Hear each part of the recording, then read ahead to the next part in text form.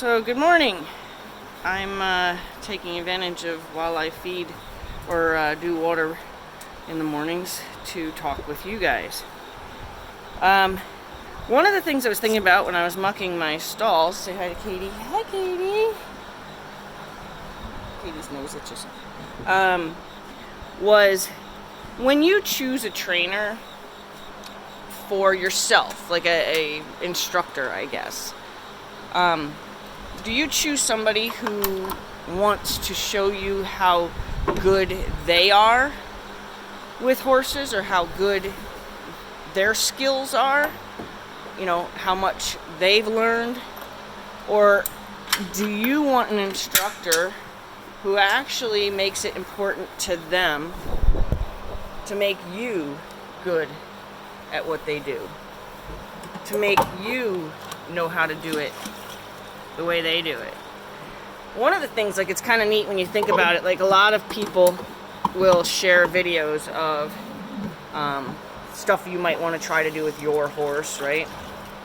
And yet they don't disclose the steps, you know, how you would be able to do it, because it's valuable to them, as to be, it defines them, that particular thing that they know how to do, that they'll teach your horse, but they won't teach you how to teach your horse that, because if they teach you how to teach your horse that, well, now you perhaps could go out there and either share the secrets, or it's kind of like a magician, right? Like, do you want a magician as your instructor, or do you want an instructor that's going to show you how to be as good, or you know, give you at least the opportunity to learn to be as good as you believe your instructor to be?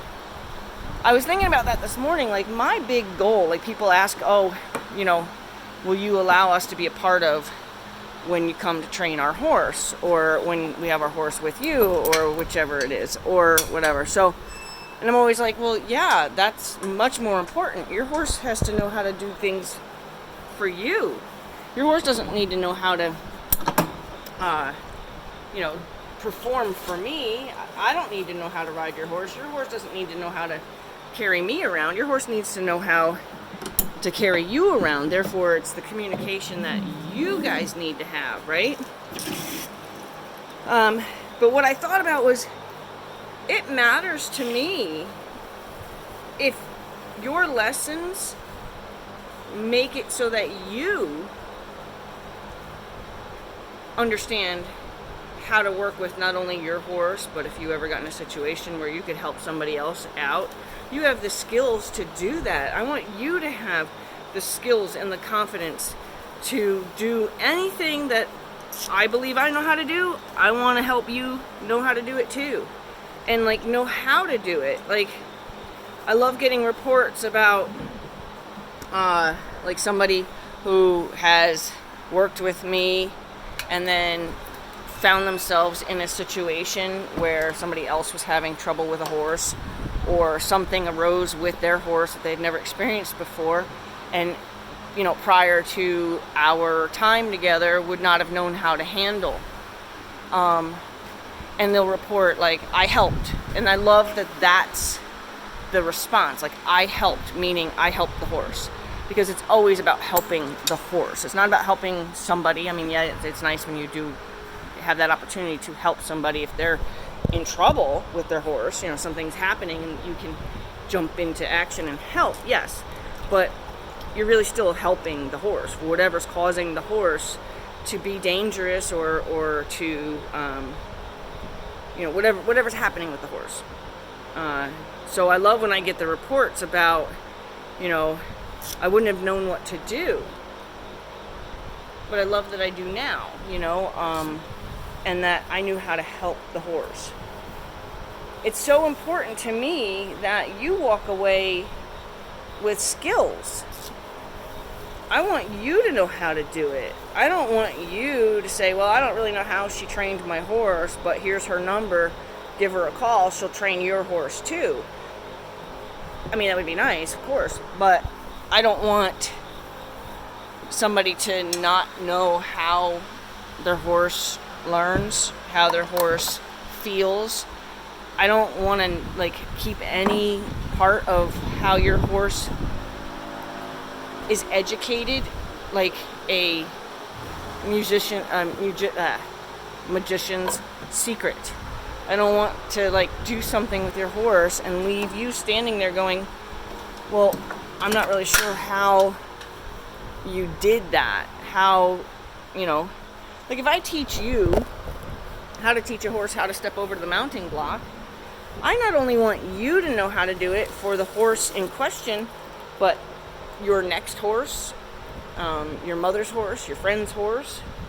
I want like everybody to benefit from what you learned if it matters to you to go out there and show off a little bit and say, hey, I could teach your horse how to step over the mounting block, give me 20 minutes. And like I don't feel like I have to, that's not my little secret, like my little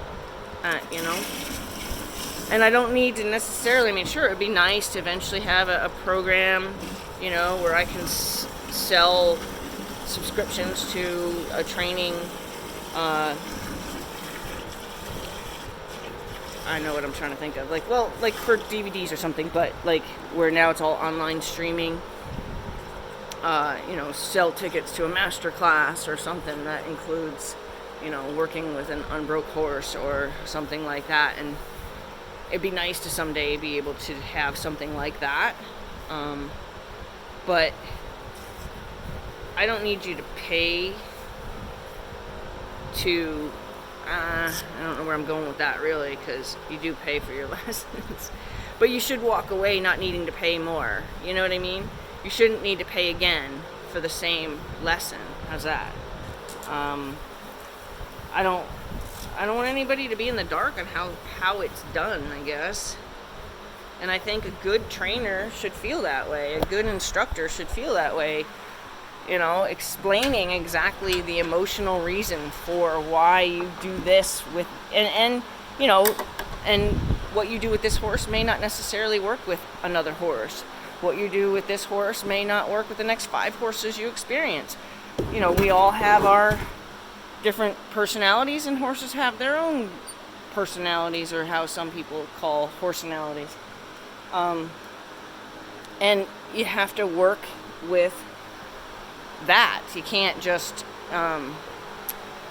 get one cookie cutter. I know there's some trainers, in fact I know one who's so cookie cutter that every single horse, which is probably what he wants, every single horse performs exactly the same way, but it's very robotic.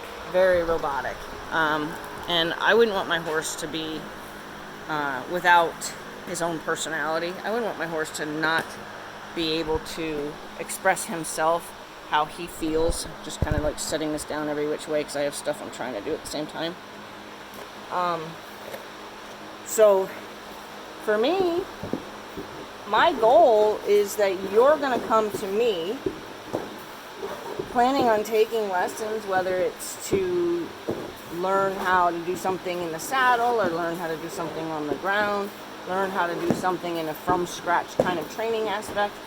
And I want you to walk away knowing how to do it again. I want you to walk away knowing what steps went into that trick, if it's a trick, or you know what I mean, like not hide a step, because that's what I find a lot of these programs do. They like hide one piece of it so you're not truly successful, so that way you have to keep coming back for more. You have to keep thinking there's more to learn. There's always more to learn, but like the mounting block, for example. If I show you how to do the mounting block, I'm showing you how to do the mounting block. I'm not showing you all but this one step, because I need you to not know truly how to do it, because then I wouldn't want you to go out and teach other people something that I just taught you. I don't care. The more horses that know how to do something like that, the more horses that understand the requests that you're making of them, the more horses that have a full definition of a task, the better. Like, why would I leave anybody handicapped on how to do something, and if they can go out and help more horses do it too. There's so many people in this world being competitive for, I used to think that way, like I'd meet another trainer or something, and I'd have that kind of instant feeling of competitiveness with somebody. And I'm like, you know how many students I've gotten that were students of somebody else before me, and probably were students of somebody else after me. People go to different places, people go to different books, people go to different videos for their education.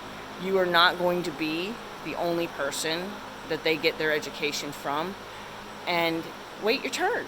You know what I mean? Like, if you're good at what you do, you might keep somebody for a while, but you know what? You might move away. You might get sick. You might decide you're done with it. You know, they're going to find somebody else to help them move along in their journey. So I just want to be somebody's step. I don't need to make sure that you think I'm better than the last guy you talked to, and I don't need you to think I'm better than the next guy you're going to talk to. But let's spend some time now and see what we can get done.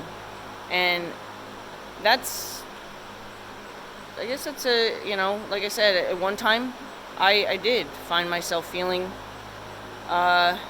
competitive every time somebody said they were a trainer, and then almost sizing them up, like, well, what do you actually know, and are you really a threat to me, kind of thing. And and then where I would start hitting like my checklist of dismissing, well, they don't do this, so we're not even in the same category or whatever. And I don't do that anymore. I haven't done that in years, but it was when I realized that I've gotten so many students that had different trainers first, and that I have so many students who have trainers now since me, and we're all just part of the journey. And if I could be one part of your journey, I'm thrilled with it.